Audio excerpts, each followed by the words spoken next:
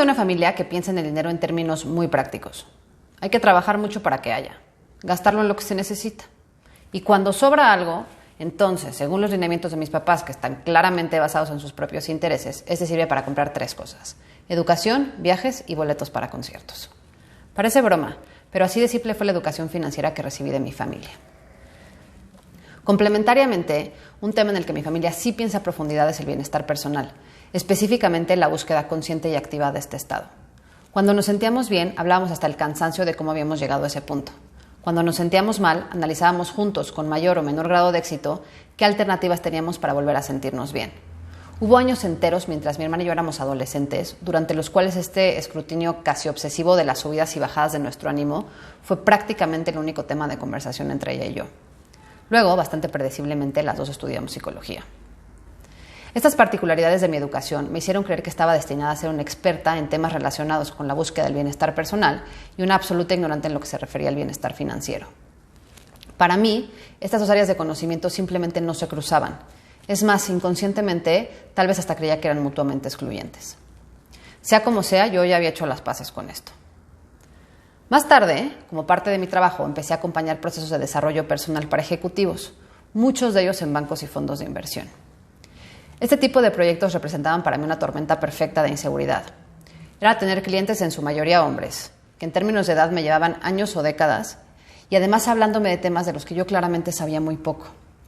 Todo esto sumado a una intuición bastante atinada de que muchos de ellos no le veían el punto al trabajo que hacían conmigo, convertía estos procesos en algo súper retador para mí. Me quedaba claro que un porcentaje importante de mis clientes financieros, acostumbrados a transformar su tiempo en dinero de una manera muy directa, pasaron 1 hora a la semana hablando de lo que sentían y de lo que pensaban y analizando cómo esto impactaba sus acciones, les parecía en el mejor de los casos solo aceptable y en el peor hasta un franco desperdicio. En una sesión que fue particularmente retadora con un asesor de inversiones que se atrevió a decirme abiertamente que no le veía el punto a trabajar conmigo, tuve un momento de inspiración y pensé en una analogía que tal vez podía ayudar a engancharlo con el proceso. Le pedí que pensara en su energía interna, o sea, en el potencial de acción con el que cuenta en cualquier momento dado, como si fuera dinero o algún otro recurso valioso, o para hablarle en su idioma como si fuera capital. Para este punto, mis muchas horas de trabajo pasadas con financieros ya me habían enseñado que en términos muy sencillos, el capital son básicamente nuestros bienes y recursos, los cuales podemos usar para generar más valor. A este proceso de gastar para ganar más se le llama inversión. Le expliqué lo mejor que pude, porque en ese momento esta idea era nuevecita y dudo mucho haber sido muy elocuente, que si pensaba en su energía como un bien que podía invertir, el trabajo personal que estábamos haciendo juntos y sus posibles beneficios para su vida personal y profesional le podrían parecer una buena inversión. Me acuerdo que él me miró con incomprensión y tal vez hasta un poco de lástima, y bueno, honestamente no lo culpo porque todavía no tenía los argumentos para ser muy convincente. Si bien esta no fue la sesión pivotal en la que logré finalmente convencerlo del valor de trabajar en sí mismo, sí fue cuando me di cuenta que los principios del bienestar emocional y financiero tienen mucho en común. Acabó convirtiéndose en el punto de partida de una idea que poco a poco se ha ido transformando en una guía útil que uso para tomar decisiones conscientes acerca de cómo y dónde invertir el capital energético. Capital energético es la suma de 2 recursos valiosísimos con los que contamos todos los seres humanos: nuestro tiempo y nuestra atención. Estos bienes, a pesar de ser intangibles, son la base para construir y obtener todo lo que buscamos en nuestras vidas. Todos y todas tenemos capital energético, simplemente porque tenemos tiempo y atención y la libertad de decidir qué hacer con ellos. Lo que sí es cierto es que si bien siempre tenemos capital energético, algunas veces tenemos más y otras menos.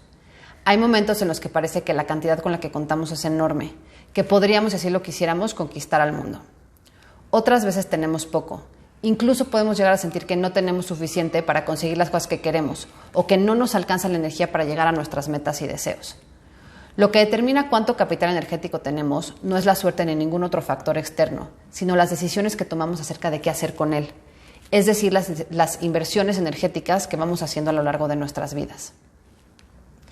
El filósofo estoico Séneca decía que ninguna persona regala su dinero, pero que muchos de nosotros regalamos nuestras vidas. Cuidamos nuestra propiedad y nuestro dinero y desperdiciamos nuestro tiempo, que es, según él, el bien que más tendríamos que proteger. El tiempo dedicado a cualquier cosa, cuando éste se le suma nuestra atención consciente, representa un bien inmesurable. Pero no estamos acostumbrados a pensar en él de la misma manera en la que pensamos en nuestros bienes monetarios o materiales. Por lo que no solamente no lo cuidamos igual, sino que además no lo invertimos estratégicamente. Así como todos, tenemos capital energético, también somos inversionistas, lo sepamos o no.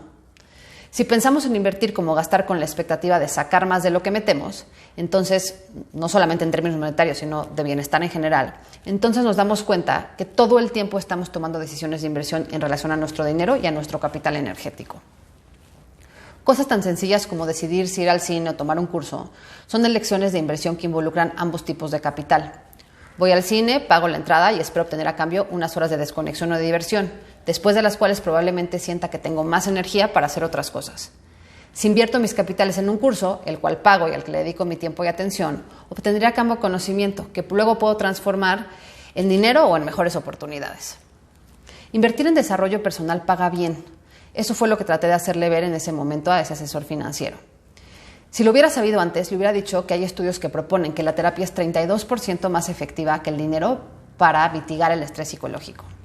Y seamos honestos, como probablemente esto no lo hubiera convencido del todo, el golpe de gracia hubiera sido mostrarle el estudio británico que demuestra que los jóvenes que reportan mayor bienestar psicológico ganan más dinero en la adultez que los que no. Creo honestamente que si se lo hubiera planteado así, ese mismo día sus hijos adolescentes hubieran estado en terapia. Además del trabajo personal, invertir en cualquier cosa que nos produzca un estado de bienestar tiene muy buen retorno, o sea, nos regresa más de lo que metemos. Un estudio realizado por investigadores del Hospital Henry Ford y la Universidad de Cornell encontró que un grupo de médicos realizaba diagnósticos significativamente más rápido y con mayor certeza cuando se encontraban en un estado de ánimo positivo. Lo más interesante es que este estado de felicidad había sido producido por un paquetito de dulces que les habían dado los investigadores antes de empezar el experimento. De repente resulta que la educación financiera que me dieron en casa no parece tan poca cosa. Invertir en educación, viajes y boletos para conciertos es a fin de cuentas una estrategia bastante bien fundamentada. Hay inversiones de capital energético que requieren que a la par se haga una inversión financiera, pero también hay muchas que no. Una siesta, por ejemplo, puede ser una inversión energética virtuosísima. Hay un estudio hecho por la NASA con pilotos y astronautas que muestra que una siesta de 40 minutos aumenta el estado de alerta en un 100% y el desempeño en un 34%, potencialmente ahorrándole millones en pérdidas y muchísimos dolores de cabeza a la NASA. Invertir tiempo y atención en nuestras relaciones interpersonales tiene un impacto significativo y en muchos casos decisivo sobre nuestro bienestar personal.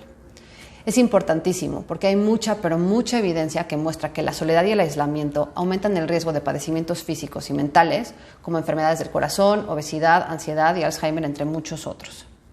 En los últimos años, desde que empecé a pensar en el capital energético como un bien a invertir, he experimentado con ideas acerca de cómo hacerlo de manera eficiente y creo que hay algunas que pueden ayudar a aterrizar el concepto y aplicarlo de manera clara y sencilla. Ahí les van. La primera y la más básica es revisar cómo inviertes hoy. Hay una manera muy fácil de hacer esto, que es analizar dónde y en qué pasas más tiempo. Además, puedes notar cuál de este tiempo es de calidad, es decir, cuál de ese tiempo además está acompañado de tu atención plena. Cuando lo identifiques, revisa cómo te sientes antes y después de esta inversión, con cuánto capital energético entras y con cuánto sales. Así vas a empezar a ver dónde necesitas hacer ajustes. La segunda es diversificarte. Esta es otra idea prestada del mundo de las finanzas. Cuando invertimos en una sola cosa, si esta no nos da un buen retorno, puede ser que nos quedemos con poquísimo capital.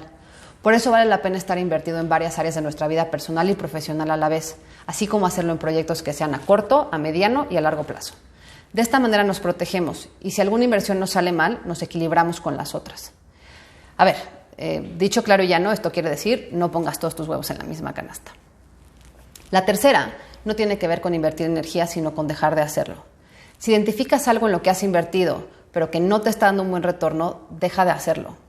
Muchos de nosotros tendemos a pensar que si hemos invertido energéticamente en el pasado, hay que seguirlo haciendo, porque si no, vamos de alguna manera a desperdiciar lo que ya metimos. Y al contrario, lo que pasa es que seguimos desaprovechando nuestros recursos. Para que todo esto haga sentido, aprende. Observa tus patrones, vigila qué pasa con tus inversiones a través de los meses y de los años. Lo que hoy puede ser una gran inversión en tu capital energético, pues igual y mañana puede serlo menos. Y al revés, conforme vas cambiando, pueden abrirse nuevas y tal vez incluso mejores oportunidades de inversión. Finalmente, ahora sí para cerrar, la parte más importante es preguntarte y contestarte a la pregunta de por qué vale la pena hacer inversiones energéticas conscientes. Igual que con el dinero o con cualquier otro bien, la acumulación sin propósito pierde rapidísimo el sentido. El expresidente de Uruguay, José Mujica, dice que solamente somos realmente libres cuando disponemos del tiempo para dedicarlo a las cosas que nos motivan. Y como el tiempo forma parte de él, pasa lo mismito con el capital energético. Para darle sentido a tus inversiones energéticas, es importante saber qué te mueve, con qué sueñas. Es importante darte el espacio de imaginar cómo se ven el éxito, la realización y la felicidad para ti. En el fondo, la razón para cuidar y crecer tu capital energético no es otra más que contar con el suficiente para tener la libertad de crear la realidad que tú deseas. Muchas gracias.